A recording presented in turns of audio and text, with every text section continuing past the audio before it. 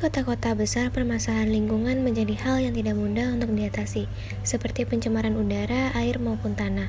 Sejatinya pencemaran terjadi akibat tingkah laku manusia yang tidak memperhatikan kelestarian alam yang ia tinggali. Pelestarian lingkungan hidup diperlukan untuk membangun daerah.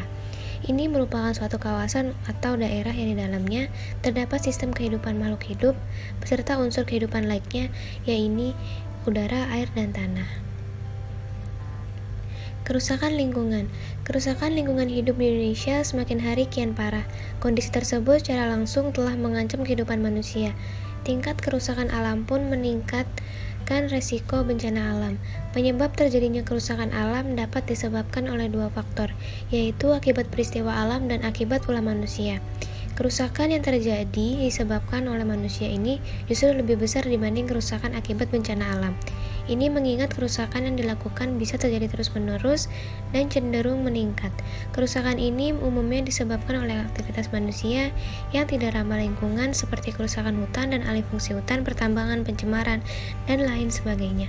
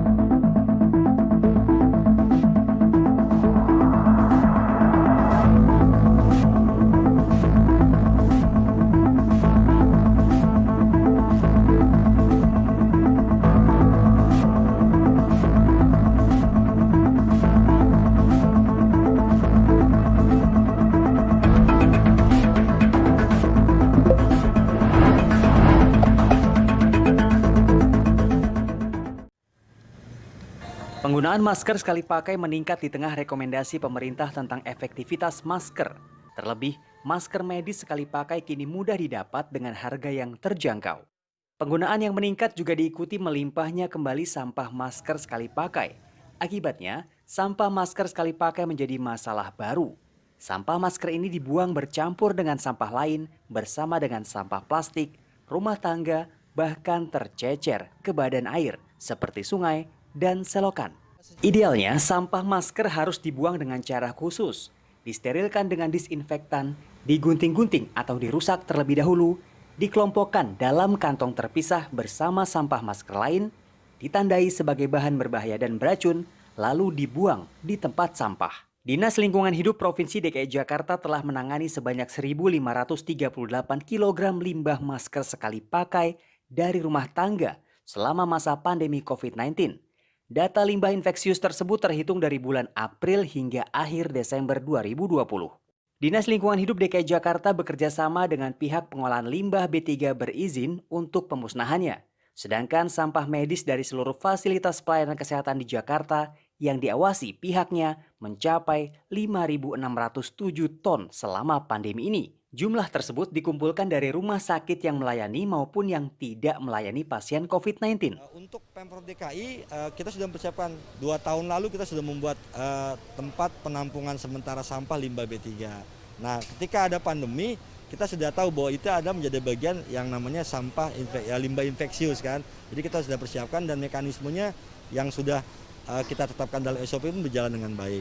Hanya mungkin masih adalah sebagian kecil masyarakat yang mungkin agak malas memilah ini sampah masker sekali pakainya, ini sampah organik dan menindaskan dari rumah tangganya. Tetapi kita tetap berusaha minimal pada TPS-TPS itu petugas kita kembali melakukan pemilahan. Sejalan dengan data tersebut, Pusat Oseanografi LIPI juga telah mempublikasi hasil monitoring sampah di muara sungai Jakarta. Hasilnya, ditemukan jenis sampah yang sebelum masa pandemi belum pernah ditemukan.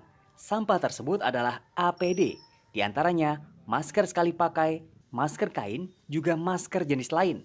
Selain itu, jenis sampah APD yang juga ditemukan diantaranya sarung tangan, pelindung wajah, hingga baju hazmat dan jas hujan plastik. Hasil penelitian ini dipublikasi dalam bentuk jurnal internasional pada 31 Desember 2020 oleh Pusat Penelitian Oseanografi Lembaga Ilmu Pengetahuan Indonesia. Hasil riset kolaborasi 3 peneliti dari LIPI dengan para ahli dari IPB dan Universitas Terbuka ini menyimpulkan sampah medis di muara sungai menuju Teluk Jakarta semasa pandemi COVID-19 mengalami peningkatan. Meski plastik mendominasi sampah di muara sungai sebanyak 46 hingga 57% dari total sampah yang ditemukan, namun keberadaan 16% sampah APD diantaranya masker sekali pakai juga akan menjadi perhatian khusus. Dalam riset ini, para peneliti menemukan sebanyak 780 sampah medis atau sekitar 0,13 ton per hari. Meski masih terus dipelajari, temuan sampah APD di tengah pandemi COVID-19 meningkatkan beban pencemaran lingkungan. Tidak menutup kemungkinan sampah tersebut menjadi tempat menempelnya mikroorganisme patogen dan bahan berbahaya bagi ekosistem perairan. Berisiko melepas bahan aditif lainnya, bahkan berbahaya bagi manusia yang hidup di sekitarnya. Yogi Tujuliarto, Softan Hedriagama, Jakarta. Seperti yang sudah kita sama-sama saksikan dalam video tersebut, akibat virus corona, sampah masker numpuk di lautan. Masker dan sarung tangan hingga botol hand sanitizer dalam jumlah yang sangat besar ditemukan di dasar laut. Sejak masyarakat mulai memakai masker, penyebab dan efeknya terlihat di pantai. Kemungkinan biota yang hidup dalam laut menyangka bahwa itu adalah makanan bagi mereka, padahal itu sangat tidak baik bagi mereka. Kemudian kita akan mengetahui pelanggaran terhadap AMDAL, yaitu analisis mengenai dampak lingkungan. Suatu proses yang terjadi di dalam studi atau ilmu formal guna memperkirakan apa saja dampak dari suatu lingkungan. Membuang sampah sembarangan. Limbah berbahaya yang termasuk dalam bahan berbahaya dan beracun harus dilaksanakan sesuai dengan standar pengelolaan limbah medis atau sampah medis berbahaya, maka dapat dikenakan pidana sesuai dengan ketentuan dalam Undang-Undang Nomor 32 tentang Perlindungan dan Pengelolaan Lingkungan Hidup. Badan Kesehatan Dunia atau WHO, Kementerian Kesehatan Republik Indonesia, pemerintah daerah, dan institusi-institusi kesehatan dunia sudah mengeluarkan panduan dan protokol penanganan alat perlindungan diri atau APD, termasuk masker untuk penggunaan medis dan non-medis, sampai penanganan akhir setelah masa pakai. Pandemi COVID saat ini membuat volume sampah bahan beracun berbahaya meningkat, baik dari fasilitas pelayanan kesehatan maupun rumah tangga.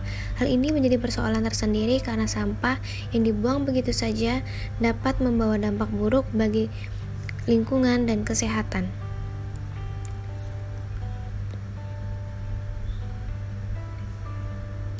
Untuk menghindari penyebaran virus corona, pengelolaan sampah rumah tangga oleh masyarakat juga bisa dilakukan dengan diinfeksi secara sederhana sebelum dibuang. Caranya dengan direndam atau disemprot menggunakan cairan pemutih pakaian.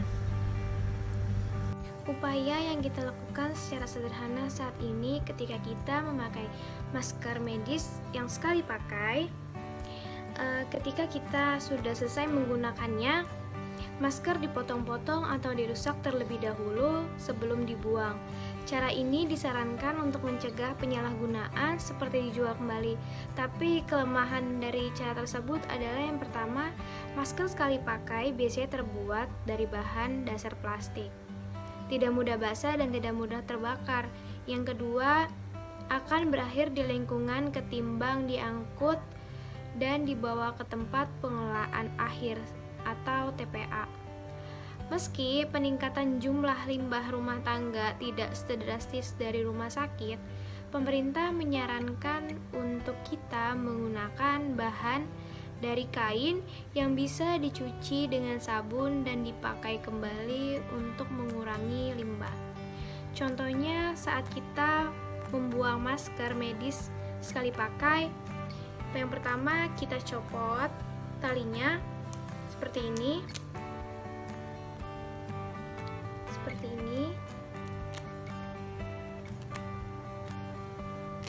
Kita copot talinya, kemudian kita robek di bagian tengahnya, atau kalian bisa menggunting masker agar tidak disalahgunakan dan seperti dijual kembali seperti ini.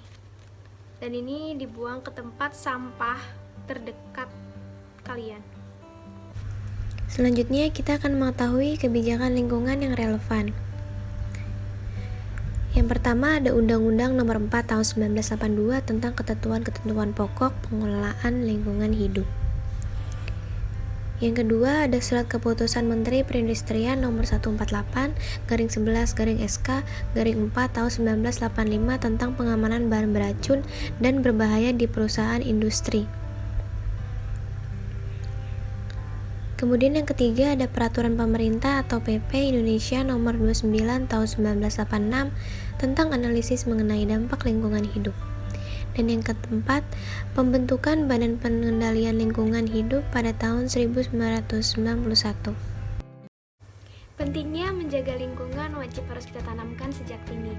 Penebangan hutan secara liar, pembakaran hutan, polusi air dan limbah industri dan pertambangan, polusi udara di daerah perkotaan, dan masalah mengenai rusaknya lingkungan kita, khususnya di Indonesia, bukan merupakan masalah yang baru lagi, yang seharusnya dibenahi sesegera mungkin. Bagaimana tidak, masalah ini tidak luput dari peran masyarakat dan pemerintah yang harus berdampingan untuk menjaga lingkungan kita ini. Usaha pelestarian lingkungan hidup merupakan tanggung jawab kita bersama. Dalam hal ini, usaha pelestarian lingkungan hidup tidak hanya melakukan tanggung jawab pemerintah saja, melainkan tanggung jawab antara pemerintah dan masyarakat. Pada pelaksanaannya, pemerintah telah mengeluarkan beberapa kebijakan yang dapat digunakan sebagai payung hukum bagi aparat pemerintah dan masyarakat dalam bertindak untuk melestarikan lingkungan hidup. Maka dari itu, usaha pelestarian lingkungan hidup ini harus dimulai dari setiap individu dengan menitik beratkan pada kesadaran akan pentingnya lingkungan bagi kehidupan manusia dan pelestarian alam.